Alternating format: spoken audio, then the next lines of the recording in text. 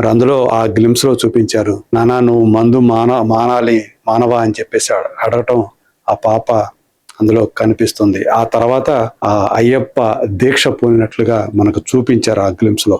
So దాన్ని బట్టి అంటే అయ్యప్ప దీక్ష వేసుకున్న వాళ్ళు ఆ మండలం రోజులు, ఆ 41 ఎన్నో రోజులు ఉంటాయి కదా మండలం, ఆ అన్ని రోజుల పాటు ఎలాంటి దీక్షతోటి, ఎలాంటి మద్యపానానికి, ధూమపానానికి, అలాగే నీచుకి అంటే నీచు అంటే నాన్ వెజ్కి ఆహారానికి దూరంగా వాళ్ళందరూ ఉండటం. సో అలాగే ఎంతో ఎలాంటి చలిలో అయినా సరే పొద్దునే లేచి వాళ్ళందరూ కూడా చన్నీళ్ల స్నానం మాత్రమే చేయటం.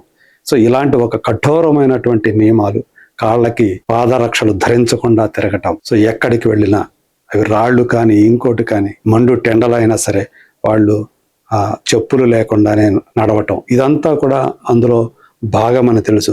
మరి దానికోసమే మందు మానటం కోసమే ఆ దీక్ష తీసుకున్నాడా ఈ సినిమాలో రవితేజ అనేది మనం చూస్తే తెలుస్తుంది. గ్లిమ్స్ లో మాత్రం మనకి అలా అనిపిస్తుంది.